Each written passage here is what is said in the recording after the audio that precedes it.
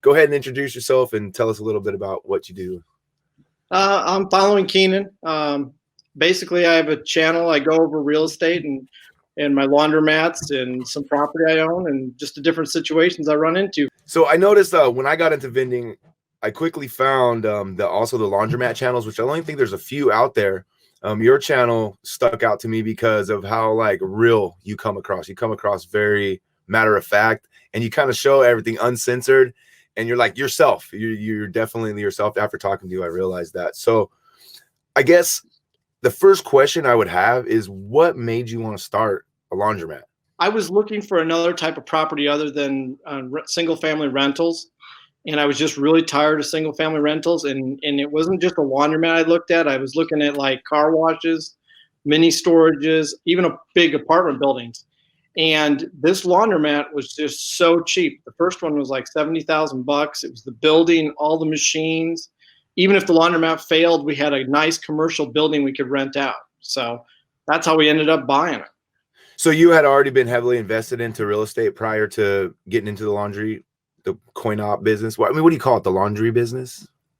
Yeah, laundromat business, coin vended business. Yeah. Since I've been in my 20s, I've had single family rentals and some apartment buildings. So before this, I had 30 other properties at one given time. So do you have any laundromats on your in the apartment buildings that you own? We had vended laundry in one building. Most of my apartment buildings were small, 6, 7 unit, 8, that kind of thing. But I don't own those anymore. I got rid of them. After I got the laundromats, I got rid of pretty much all except maybe 2 or 3 properties that I rent. What do you recommend? Say somebody wants to get into starting a laundromat. Do you recommend buying one that's already kind of up and running, or to like start from scratch? I would recommend buying one that's already up and running, and maybe like what they call a zombie mat, which is a rundown laundromat, and you have the opportunity to add value. That's what the big kids call it, where you can go in and paint it, you can do the sweat equity, and then make it worth more. That's what I would recommend, and I would recommend it on a busy street near your customer base. Like if you go to a dealer that sells equipment and you say, hey, I'm looking for laundromats, some of them will actually point you in a direction of one, and they'll even say, hey, look, this is a good area, start here. Okay, if you had to pick like one thing, what would be the biggest headache that you run into as far as running the laundromats? People getting like machines will get jammed. The drain valves will get stuff stuck in like bra wires and credit cards and pencils and whatever falls out of the pocket. And that will basically, on newer machines, that will run an error code, and they basically don't get their clothes washed. So if you have an unattended laundromat like what I have in all 3 places, that basically they're just out their money. And they'll call the number, and sometimes they don't like the fact you just can't run right over and help them. So that's the biggest headache.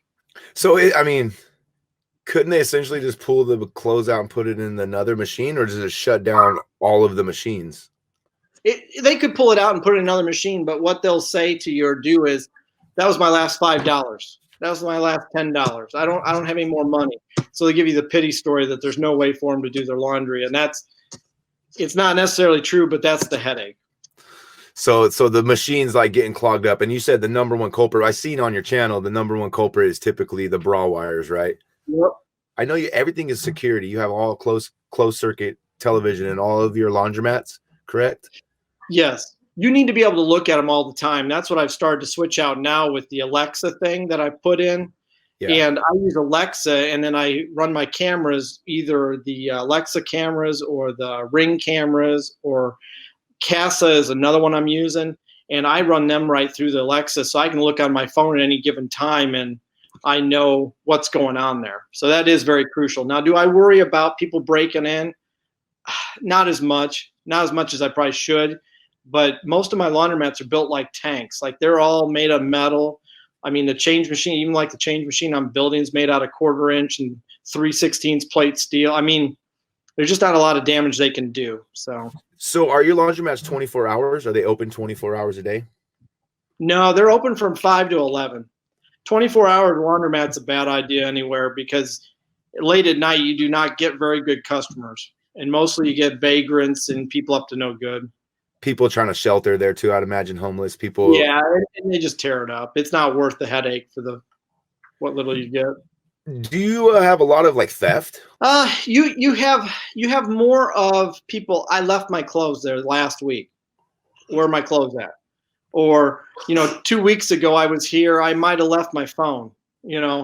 Okay, can we look at the camera? I had one Hispanic couple one time. They came in. They wanted to look for their camera or look at the camera, look for their phone, and they basically had taken it home with them. So that's what you'll get. There's really no theft like.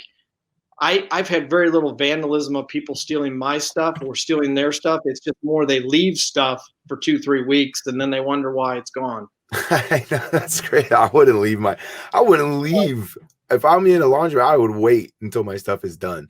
So all your locations are on super busy areas. So I think where I'm at, if I put a laundromat on my busy street, I'm not convinced that it would really do that well. So what are some other factors besides being in a busy location? Well, like you're in California, right? You wouldn't want to be in Beverly Hills. Beverly Hills, I don't care how busy the street is, or in Hollywood, your customer base is not there. Like if you go to LA, you find the areas where you have high rental, high lower income, which sounds bad, but people that can't afford a washer and dryer, that's what you're looking for.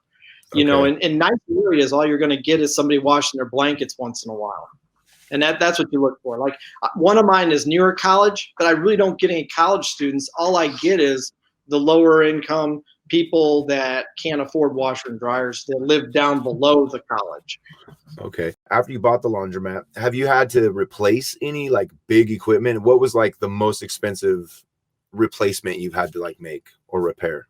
I bought some dryers. Dryers cost about $3,000 to $4,000 a piece. That's a big expense. So when you put in 10 or 12 of them, you could be 40, 50,000 bucks. Do you offer anything like any kind of other vending services at your laundromats? I do vended soap. The pop and candy, I actually hire that out and I get 10% of the profit. And like I said in one of my videos, I have a very poor vending company at the moment. I wish I had people like yourself that had small setups because I'd have a lot better setup than this. It's a big company. And you think a big company do a really good job, and they don't. Their candy bars are moldy. They just don't care. Oh, I see. Yeah, being a small guy, I think that's kind of I don't ever want to be that big because I feel like once you get that big, it does get hard to maintain quality. Quality goes down, and then your brand, your name goes down with it. How do you keep motivated? What are some of your tricks to stay motivated? One way I don't get discouraged, I guess I would say, is like when I take a rental property and I'm going to rehab it, I will make like a small list of stuff to do. Like I will do one task.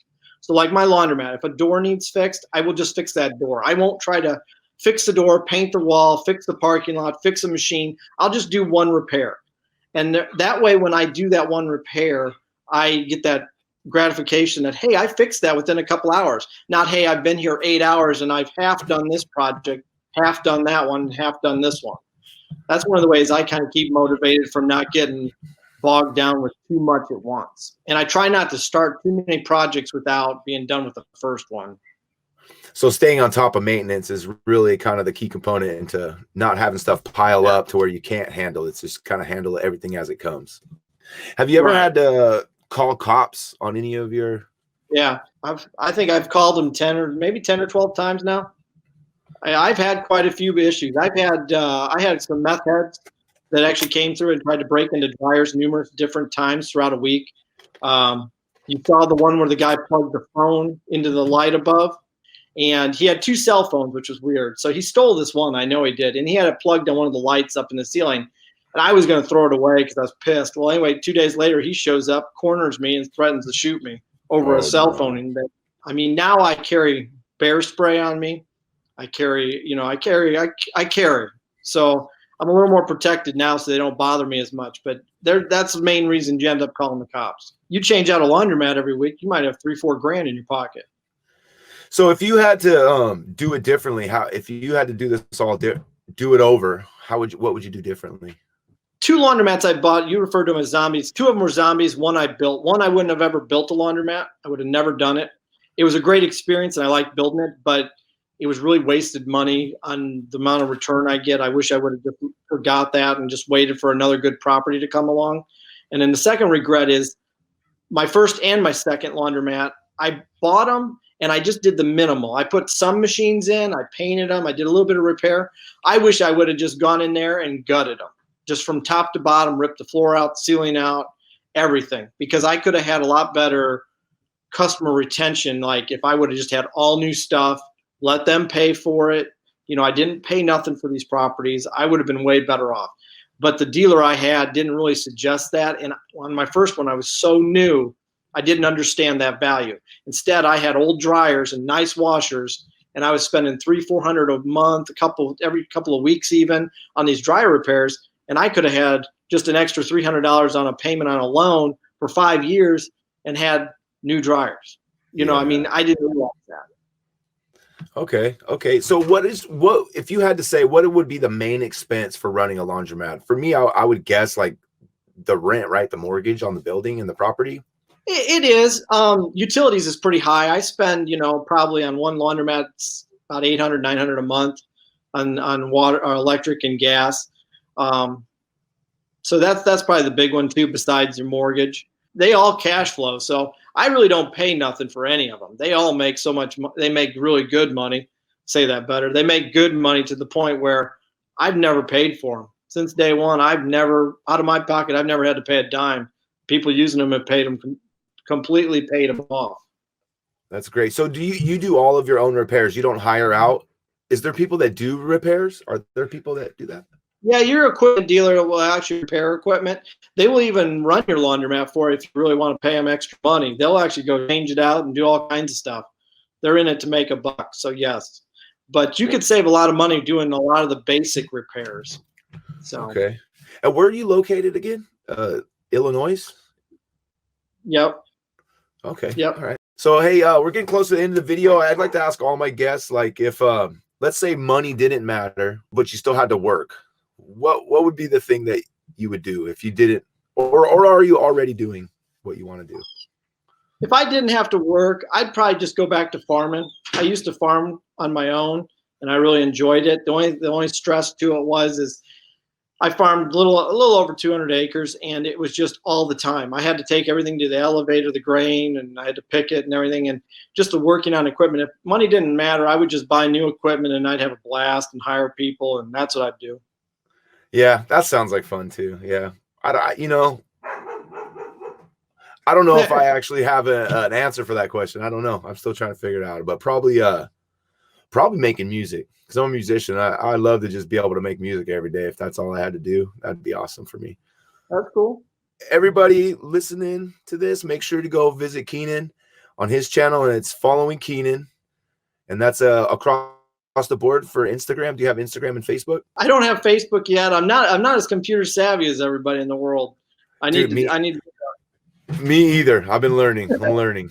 I have my kids teaching me, which is pretty sad. So.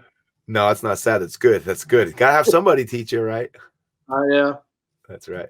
Hey, so thanks again for making the time to sit and chat with us and give us some insight on what it's like to run a laundromat. I really appreciate it. I know time is very, very valuable, and I really do appreciate you taking the time to sit with us. Thanks for doing this. This is pretty cool. If you ever need help or anything, or you want to do something else, just let me know. Yeah, I think I'd like to go back and maybe do updates with everybody that we have on the series. Go back, maybe a month from now and kind of check in and see how everything's going. And just, yeah, I don't know. I'm kind of running with it. I don't really know where we're going with this, but people seem to enjoy this, and I feel like there's some value in it. So we're just going to keep rolling with the punches and see how it goes. Oh, cool. Cool. Thanks for being here. Thanks again. No problem. Thank you. All right.